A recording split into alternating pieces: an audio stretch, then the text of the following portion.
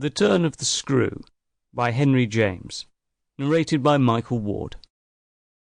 The story had held us around the fire, sufficiently breathless, but except the obvious remark that it was gruesome, as on Christmas Eve, in an old house, a strange tale should essentially be, I remember no comment uttered till somebody happened to say that it was the only case he had met in which such a visitation had fallen on a child. The case, I may mention, was that of an apparition in just such an old house as had gathered us for the occasion.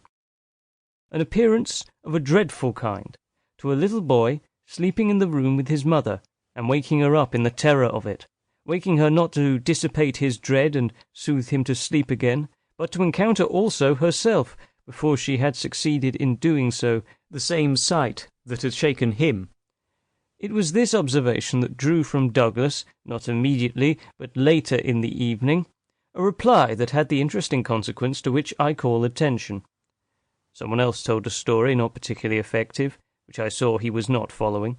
This I took for a sign that he had, himself, something to produce, and that we should only have to wait. We waited, in fact, till 2 nights later, but that same evening, before we scattered, he brought out what was in his mind. "I quite agree, in regard to Griffin's ghost, or whatever it was, that its appearing first to the little boy at so tender an age adds a particular touch, but it's not the first occurrence of its charming kind that I know to have involved a child. If the child gives the effect another turn of the screw, what do you say to 2 children?" "We say, of course," somebody exclaimed, "that they give 2 turns. Also that we want to hear about them." I can see Douglas there before the fire, to which he had got up to present his back, looking down at his interlocutor with his hands in his pockets. "Nobody but me, till now, has ever heard. It's quite too horrible." This, naturally, was declared by several voices to give the thing the utmost price, and our friend, with quiet art, prepared his triumph by turning his eyes over the rest of us and going on. "It's beyond everything. Nothing at all that I know touches it." "For sheer terror?" I remember asking. He seemed to say it was not so simple as that, to be really at a loss how to qualify it. He passed his hand over his eyes, made a little wincing grimace. "Dreadful, dreadfulness." "Oh, how delicious!" cried one of the women. He took no notice of her. He looked at me, but as if, instead of me, he saw what he spoke of. "For general uncanny ugliness, and horror and pain." "Well then," I said, "just sit right down and begin."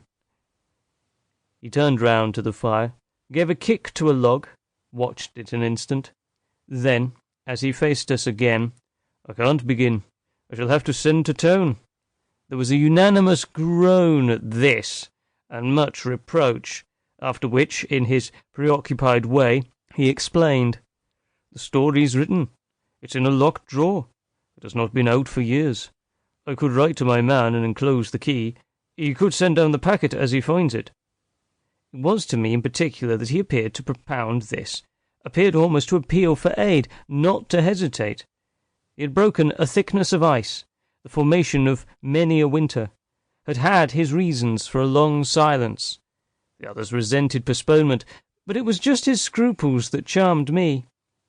I adjured him to write by the first post, and to agree with us for an early hearing. Then I asked him if the experience in question had been his own. To this his answer was prompt. "Oh, thank God, no." "And is the record yours? You took the thing down?" "Nothing but the impression.